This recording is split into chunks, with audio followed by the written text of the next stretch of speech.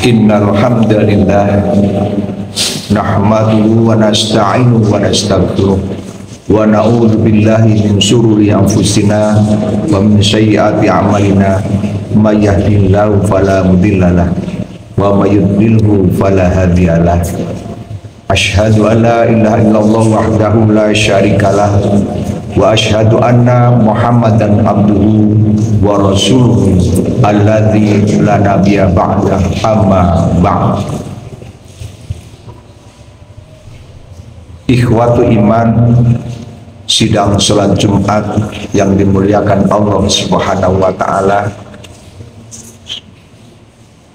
untuk kesekian kalinya kita dipertemukan oleh Allah di dalam majelis yang dimuliakan di hari Jumat, yang mungkin dari Jumat ke Jumat kita senantiasa diberikan nasihat oleh para asatid atau khotib yang mudah-mudahan dari Jumat ke Jumat yang tentunya semakin mendekati titik akhir kehidupan kita, apa yang sudah kita laksanakan dari Jumat ke Jumat akan memperoleh pahala di sisi Allah Subhanahu wa taala, dan mudah-mudahan Allah senantiasa membimbing kita, menuntun kita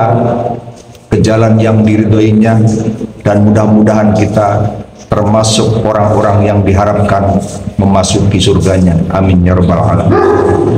Salawat serta salam mudah-mudahan senantiasa terlimpah curah pada junjungan kita, orang yang sangat berjasa bagi kehidupan manusia, yang membawa ajaran yang diridhoi oleh Allah Subhanahu wa taala, dan mudah-mudahan kita juga termasuk di dalam umatnya yang dirindukan bertemu dengan Allah Subhanahu wa taala.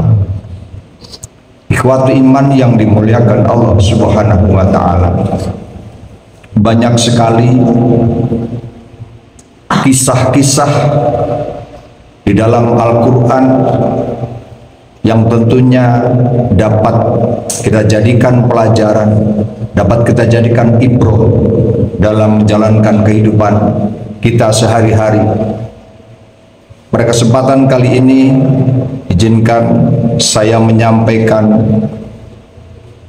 apa yang saya baca di dalam Al-Quran, kisah seorang perempuan yang doanya, gugatannya langsung diijabah oleh Allah Subhanahu wa taala. Imam Ibnu Abu Hatim menulis sebuah riwayat dari Ummul Mukminin Aisyah radhiyallahu anha, bahwasannya beliau menceritakan tentang kisah ini yang termaktub di dalam surat Al-Mujadilah. Kata beliau, kata Siti Aisyah,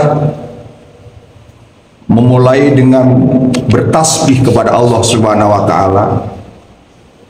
Maha suci Allah yang pendengarannya meliputi segala sesuatu. Sesungguhnya, kata Aisyah, aku benar-benar mendengar suara seorang perempuan. Perempuan ini bernama Kuwailah, atau lebih dikenal dengan nama Kaulah binti Sa'labah. Tetapi kata Aisyah, hanya sebagian saja yang aku dengar saat dia mengajukan gugatan atau perihal gugatan tentang suaminya yang bernama Aus bin Semit kepada Rasulullah Shallallahu Alaihi Wasallam. Dalam ceritanya disampaikan perempuan itu menceritakan, kata Aisyah, wahai Rasulullah, suamiku telah memakan hartaku. Barangkali kalau kita yang namanya berkeluarga, kita tidak sadar bahwa harta yang dimiliki oleh kita, oleh istri kita atau pasangan kita juga masuk ke dalam perut kita, mungkin juga tanpa seizinnya. Wahai Rasulullah, suamiku telah memakan hartaku, kata Khawlah binti Sa'labah, dan dia telah mengisap masa mudaku, artinya menikmati masa-masa indahnya ketika awal-awal berumah tangga, yang menceritakan, serta kubentangkan perutku untuknya, di bahasa yang luar biasa dan tidak vulgar menyampaikannya, serta kubentangkan perutku untuknya hingga manakala usiaku telah menua dan aku tidak dapat beranak lagi, tiba-tiba ia mendiharku. Bahasa dihar ini adalah bahasa talak di zaman jahiliyah yang ternyata masih diakui ketika Islam masuk ke awal kali masuk ke Makkah. Ya Allah, aku mengadukan permasalahan ini yang menimpa kepadaku, dan dia pun langsung mengadukan permasalahannya kepada Allah Subhanahu wa Ta'ala. Tidak lama kemudian, sebelum Khawlah binti Sa'labah ini bangkit untuk pergi dari hadapan Rasulullah SAW, kemudian Jibril turun dengan membawa wahyu surat Al-Mujadilah ayat yang pertama. A'udzubillahi minasyaitonirrajim. Qad sami'allahu qaulal lati tujadiluka. Sungguh Allah telah mendengar qaulal lati tujadiluka, perkataan seorang perempuan yang sedang mengadukan gugatannya kepadamu Muhammad fi zaujiha, tentang suaminya. Watashtaki ilallah, dan dia pun mengadukan gugatannya kepada Allah Subhanahu wa Ta'ala.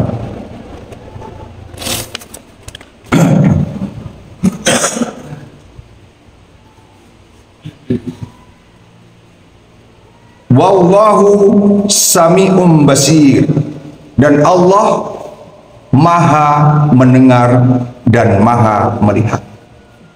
Ikhwatu iman yang dimuliakan Allah Subhanahu wa Ta'ala, banyak sekali hal-hal yang perlu kita jadikan pelajaran akan kisah-kisah yang ada di dalam Al-Quranul Karim. Selain itu, ikhwatu iman yang dimuliakan Allah Subhanahu wa Ta'ala, Imam Ahmad pun memberikan suatu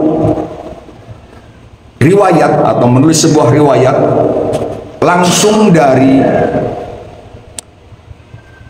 yang bersangkutan, yaitu Khawlah binti Sa'labah, yang menceritakan bahwasanya dia memiliki seorang suami yang memiliki perangai yang buruk atau tabiat yang buruk, yang bernama Aus bin Semil. Suatu ketika, kata Khawlah, aku melakukan protes tentang sesuatu kepadanya. Kemudian dia marah dan mengatakan, engkau seperti punggung ibuku. Nah, ini yang kalimat diharnya. Anti kadzohri ummi, kamu seperti punggung ibuku. Kemudian dia pergi ke tempat perkumpulan teman-temannya. Ternyata laki-laki ini, mohon maaf, suka nongkrong di tempat-tempat bersama kawan-kawannya, bersama teman-temannya. Tidak lama kemudian ia kembali lagi dan tiba-tiba, mohon maaf, birahinya memuncak, libidonya meninggi, dan ingin atau menginginkan diriku untuk melakukan hubungan suami istri.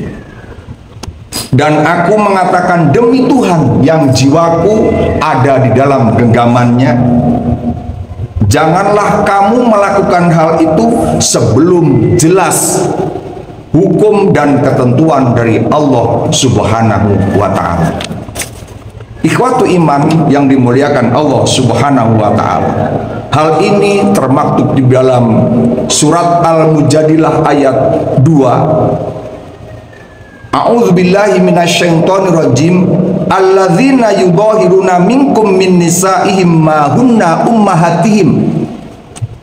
Orang-orang yang di antara kalian yang mendihar istri-istri mereka, ma hunna ummahatihim, yang menganggap bahwa istrinya itu adalah ibunya, seperti yang disampaikan tadi, anti kadzohri ummi, kamu seperti punggung ibuku. In ummahatuhum ilallai waladnahum, sesungguhnya mereka itu ibu mereka itu tidak lain dan tidak bukan adalah orang-orang yang melahirkan kalian.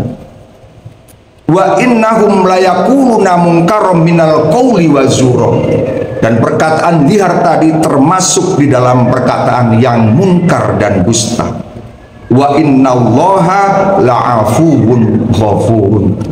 Ikhwatu iman yang dimuliakan Allah, dalam ayat yang kedua ini Allah menutup dengan kalimat sesungguhnya Allah itu benar-benar Maha Pemaaf dan Maha Pengampun. Sebesar apapun dosa manusia, masih ada kesempatan untuk melakukan tobat kepada Allah Subhanahu wa ta'ala. Dan kemudian di dalam ayat yang ketiga Allah menjelaskan walladzina yudhahiruna min nisaihim thumma ya'uduna lima qalu, dan orang-orang yang mendihar atau mentalak istri-istri mereka, thumma ya'uduna lima qalu, kemudian ingin menarik kembali ucapannya. Kalau bahasa kita mungkin ingin rujuk, ingin kembali lagi. Fatahriru raqabatin min qabli ayyatamasa, hendaklah kata Allah ia memerdekakan seorang hamba saya ayyatamasa, sebelum mereka kembali berhubungan suami istri. Zalikum tu'aduna bih, demikianlah yang diajarkan kepada kalian. Wallahu bima ta'maluna khabir, dan Allah mengetahui, maha mengetahui terhadap apa-apa yang kalian lakukan. Famalam yajid fasyamu syahraini mutatabi'aini min qabli ayyatamasa, kalau tidak bisa melakukan atau memerdekakan seorang hamba sahaya, kata Allah, fasyamu syahraini mutatabi'aini, maka kifarat yang berikutnya atau pilihan kedua adalah saum 2 bulan berturut-turut sebelum ia bercampur kembali atau melakukan hubungan suami istri. Famalam yastati, kalaupun memerdekakan hamba saya tidak mampu, saum 2 bulan berturut-turut tidak mampu, maka pilihan yang terakhir adalah fa'it'amu sittina miskinan, dia berkewajiban untuk memberikan makan sebanyak 60 orang fakir miskin. Dzalika litu'minu billahi wa rasulih, demikianlah supaya kamu beriman kepada Allah dan Rasulnya. Watilka hududullah, dan itulah hukum Allah. Walil kafirina adzabun alim, dan bagi orang-orang yang ingkar terhadap hukum-hukum Allah, ancamannya adalah azab yang sangat pedih. Ikhwatu iman yang dimuliakan Allah Subhanahu wa ta'ala, ketika Khawlah binti Sa'labah menyampaikan kepada Rasulullah Shallallahu Alaihi Wasallam bahwasannya Rasulullah sebagai seorang pemimpin tidak hanya memberikan solusi berupa nasihat, akan tetapi juga memberikan solusi yang sifatnya nyata. Ketika disampaikan bahwasannya ketika Khawlah binti Sa'labah, yang di sini ternyata dijelaskan bahwasannya Khawlah binti Sa'labah ini ingin sekali mempertahankan hidup rumah tangganya karena sudah bertahun-tahun berhubungan. Dia menceritakan bahwasanya, wahai Rasulullah, dapat uang dari mana suami saya? Suami saya itu adalah orang miskin. Dia tidak akan mampu untuk memerdekakan hamba sahaya. Kemudian pilihan yang kedua disampaikan oleh Rasulullah SAW, supaya Aus bin Semit suaminya melakukan saum 2 bulan berturut-turut.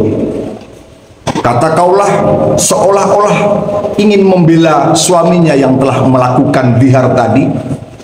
Jangankan 2 bulan ya Rasul, sehari saja dia sudah tidak kuat untuk saum, karena tadi dia ternyata memiliki, mohon maaf, libido yang sangat birahi, yang mungkin berbeda dengan laki-laki yang lain. Jangankan saum 2 bulan, 1 hari saja tidak akan kuat. Kemudian Rasulullah SAW memerintahkan supaya memberikan makan terhadap 60 fakir miskin, amusitina miskinan. Ternyata dia pun mengatakan, wahai Rasulullah, Aus bin Semit suamiku itu adalah orang miskin. Dari mana ia dapat memberikan makan terhadap 60 orang miskin? Kemudian Rasulullah SAW memberikan bantuan sebanyak 1 farok. 1 farok itu sama dengan 3 sok, atau bisa dikuruskan sebanyak 6,5 kilogram. Inilah iwatu iman. Sebagai seorang pemimpin, ternyata Rasulullah adalah pemimpin yang solutif, memberikan tidak hanya nasihat tapi juga memberikan solusi yang bersifatnya real. Ikhwatu iman yang dimuliakan Allah Subhanahu wa taala, banyak sekali pelajaran-pelajaran yang dapat kita petik dari kisah-kisah yang ada di dalam Al-Quran. Salah satunya adalah kisah Khawlah binti Sa'labah dan Aus bin Semit. Barakallahu li wa lakum.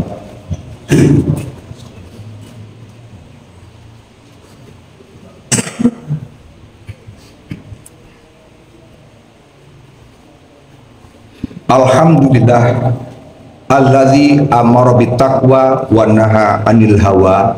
Asyhadu alla ilaha illallah wahdahu la syarikalah wa asyhadu anna Muhammadan abduhu wa rasuluhu alladzi la nabiyya ba'da, amma ba'd.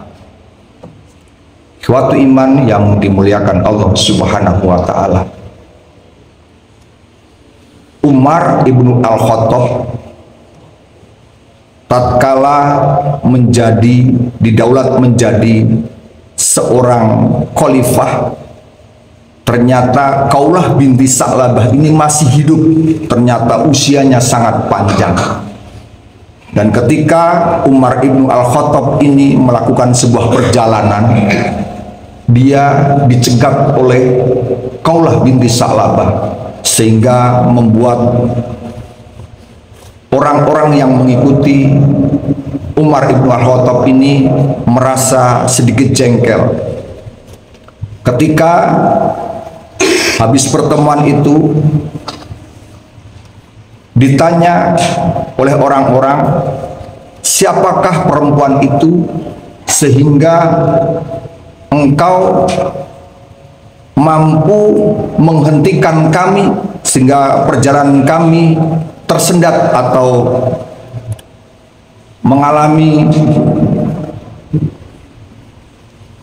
masalah atau terhenti sejenak. Kemudian Umar ibnu Al-Khattab menceritakan, tahukah kalian bahwasanya perempuan yang mencegat saya tadi adalah seorang perempuan yang doanya langsung didengar di langit ketujuh oleh Allah Subhanahu wa Ta'ala. Dia adalah Khawlah binti Sa'labah. Betapa sekelas Umar ibn Al-Khattab memberikan rasa hormat dan takzim kepada perempuan yang mencegatnya, dan kemudian dia mengatakan, saya tidak akan pernah meninggalkannya kecuali sholat wajib yang datang, dan aku akan meninggalkannya kemudian akan menemuinya kembali sampai permasalahannya selesai. Ikhwatu iman yang dimuliakan Allah Subhanahu wa Ta'ala, ada beberapa catatan yang dapat kita rangkum, dapat kita jadikan pelajaran, bahwasannya kita ketika menjalin sebuah hubungan suami istri merupakan sebuah komitmen bagi kita, dan keluarga merupakan bagian dari ta'awanu 'alal birri wa taqwa. Tempatnya saling membangun, saling membantu di dalam ketaatan kepada Allah dan menjalankan kebaikan. Yang kedua, janganlah kita merasa bahwa sebagai kaum laki-laki merasa memiliki lebih unggul sehingga kita merasa bisa berbuat sewenang-wenang terhadap kaum perempuan. Hakikatnya di hadapan Allah Subhanahu wa Ta'ala semua memiliki kedudukan yang sama, dan kita harus hati-hati ketika kita berbuat dolim kepada siapapun. Orang yang telah kita dolimi bisa saja doanya akan didengar oleh Allah Subhanahu wa Ta'ala, sebagaimana yang telah disampaikan oleh Rasulullah, wattaqi da'watat madlumi, berhati-hatilah kalian terhadap doa orang-orang yang teraniaya atau kalian dolimi. Fa innahu bainahuma wa bainallah, karena sesungguhnya antara orang yang teraniaya dengan Allah itu hijabun, tidak ada penghalang atas terijabahnya sebuah doa. Ikhwati iman yang dimuliakan Allah Subhanahu wa Ta'ala, mudah-mudahan apa yang saya sampaikan dapat bermanfaat, dan mudah-mudahan kita senantiasa dibimbing oleh Allah Subhanahu wa Ta'ala. Mungkin itu yang bisa saya sampaikan. Aku qauli hadza wa astaghfirullah li wa lakum. Rabbana dzalamna anfusana fa illam taghfir lana wa tarhamna lanakunanna minal khasirin. Rabbana la tuzigh qulubana ba'da idh hadaitana wa hab lana min ladunka rahmatan innaka antal wahhab. Rabbana atina fid dunya hasanah wa fil akhirati hasanah wa qina adzabannar. Assalamualaikum warahmatullahi wabarakatuh.